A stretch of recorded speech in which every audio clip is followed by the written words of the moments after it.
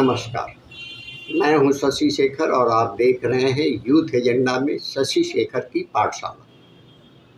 आज हम चर्चा करेंगे श्रावण मास के महात्म पर। जी हाँ,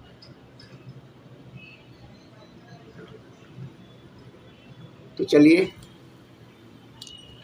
आज सुनते हैं शौनक ऋषि ने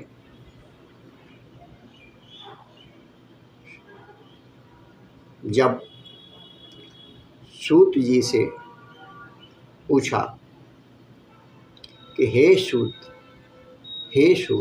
हे महाभाग, हे व्यास शिष्य, हे अकल्मष, आपके मुख कमल से अनेक आख्यानों को सुनते हुए हम लोगों की तृप्ति नहीं होती, अपितु बार बार सुनने की इच्छा बढ़ती जा रही है। तुला राशि में स्थित सूर्य में कार्तिक मास का महात्म, मकर राशि में माघ मास का महात्म और मेष राशि में स्थित सूर्य में वैशाख मास का महात्म, और इसके साथ उन मासों के जो भी धर्म हैं उन्हें आपने भली भांति कह दिया।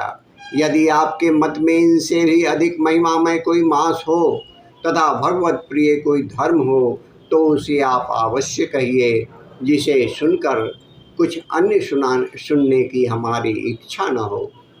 वक्ता को श्रद्धालु श्रोता के समक्ष कुछ भी छिपाना नहीं चाहिए।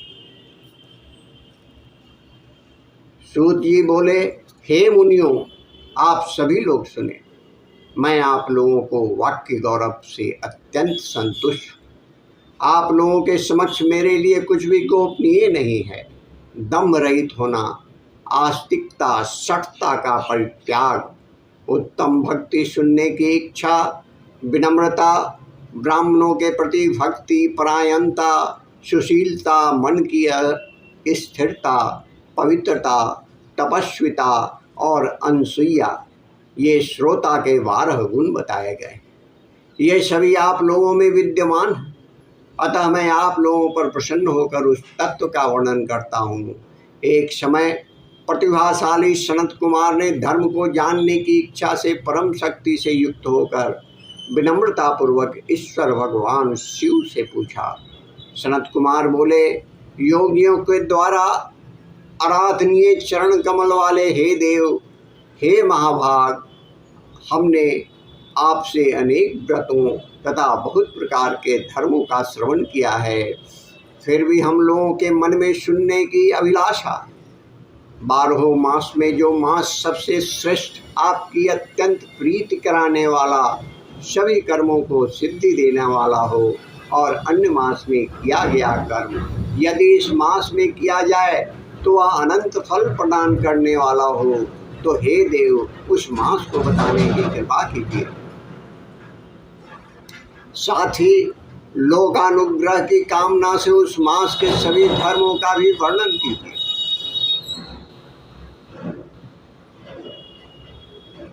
ईश्वर बोले, हे सनत कुमार, मैं अत्यंत गोपनीय भी आपको बताऊंगा।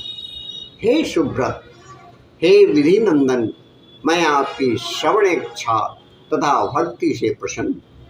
12 मासों में श्रवण मास मुझे अत्यंत प्रिय है। इसके महात्म्य सुनने योग्य है, अतः इसे श्रवण कहा गया है। इस मास में श्रवण नक्षत्र युक्त पूर्णिमा होती है, इस कारण से भी इसे श्रावण कहा गया है, और इसके महात्म्य के श्रवण मात्र से यह सिद्धि प्रदान करने वाला है। इसलिए भी यह श्रावण संज्ञा वाला है। निर्मलता गुण के कारण यह आकाश के सदृश है, इसलिए नाभा कहा गया है। इस श्रावण मास के धर्मों की गणना करने में इस पृथ्वी लोक में कौन समर्थ हो सकता है, जिसके फल का संपूर्ण रूप से वर्णन करने के लिए ब्रह्मा जी 4 मुख वाले हुए, जिसके फल की महिमा को देखने के लिए इंद्र 1000 नेत्रों से युक्त हुए, और जिसके फल को कहने के लिए शेषनाग 2000 जिह्वाओं से उत्पन्न हुए। अधिक कहने की क्या प्रयोजन, इसके महात्म को देखने और कहने में कोई सामर्थ्य नहीं है। हे मुने, अन्य मास इसकी एक कला को भी नहीं प्राप्त होती।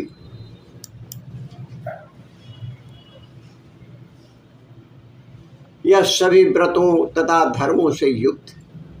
इस महीने में एक भी दिन ऐसा नहीं है जो व्रतों से रहित दिखाई देता।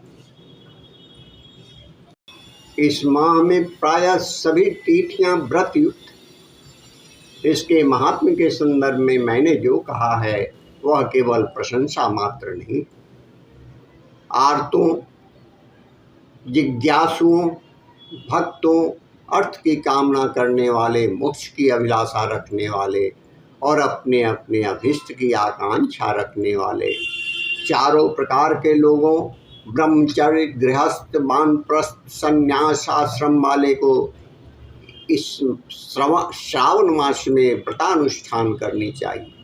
सनत कुमार बोले कि हे भगवान, हे सत्यम, आपने जो कहा कि इस मास में सभी दिन एवं तिथियां व्रत रहित नहीं हैं, तो आप उन्हें मुझे बताएं कि किस तिथि में और किस दिन में कौन सा व्रत होता है, उस व्रत का अधिकारी कौन है, उस व्रत का फल क्या है, किस किस ने उस व्रत को किया, उसके उद्यापन की विधि क्या है, प्रधान पूजन कहाँ हो और जागरण करने की क्या विधि है, उसका देवता कौन है, उस देवता की पूजा कहाँ होनी चाहिए और पूजन सामग्री क्या क्या होनी चाहिए और किस व्रत का कौन सा समय होना चाहिए।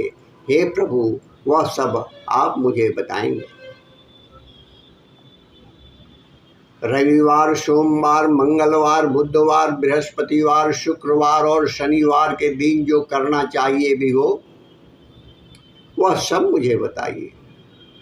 आप सबके आदि में आविर्भूत हुए, अतः आपको आदि देव कहा गया है। जैसे एक की विधि बाधा से अन्य की विधि बाधा होती है, वैसे ही अन्य देवताओं के अल्प देवत्व के कारण आपको महादेव माना गया है।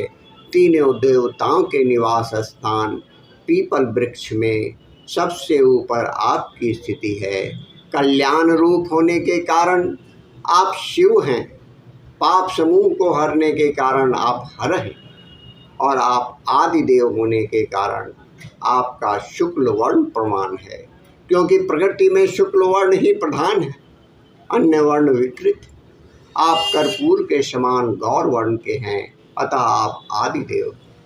गणपति के अधिष्ठापन रूप 4 दल वाले मूलाधार नामक चक्र से, ब्रह्मा जी के अधिष्ठापन रूप 6 दल वाले स्वादिष्ठान नामक चक्र से और विष्णु के अधिष्ठापन रूप 10 दल वाले मणिपुर नामक चक्र से भी ऊपर आपके अधिष्ठित होने के कारण आप ब्रह्मा तथा विष्णु के ऊपर स्थित। यह आपकी प्रधानता को व्यक्त करता है। हे देव, एकमात्र आपकी पूजा से पंचायतन पूजा हो जाती है, जो कि दूसरे देवताओं की पूजा से किसी भी तरह संभव नहीं। आप स्वयं शिव हैं। आपके बड़े जांग पर शक्ति स्वरूपा दुर्गा, दाहिनी जांग पर गणपति और आपके नेत्रों में सूर्य तथा हृदय में भक्तराज भगवान श्री हरि विराजमान हैं। अन्य के ब्रह्मा रूप होने तथा रास के विष्णु रूप होने और आपके उसका भोक्ता होने के कारण, हे ईशान, आपके श्रेष्ठत्व में किसी संदेह हो सकता है। सबको विरक्त की शिक्षा देने हेतु आप शमशान में तथा पर्वत पर निवास करते हैं। पुरुष सूक्त में उत्तमामृतत्व शासनो इस मंत्र के द्वारा प्रतिपादन की योग्य है। ऐसा महर्षियों ने कहा। जगत का संहार करने वाले हलाहल को गले में किसने धारण किया? महाप्रलय की कालाग्नि को अपने मस्तक पर धारण करने में कौन समर्थ था? संसार रूप अंधकार में पतन के हेतु कामदेव को किसने भस्म किया? आप ऐसे हैं कि आपकी महिमा का वर्णन करने में कौन समर्थ है? एक तुच्छ प्राणी मैं करोड़ों जन्मों में भी आपके प्रभाव का वर्णन नहीं कर सकता, अतः आप मेरे ऊपर कृपा करके मेरे प्रश्नों को बताएं। प्रथम अध्याय समाप्त। ओम नमः शिवाय। ओम नमः शिवाय। ओम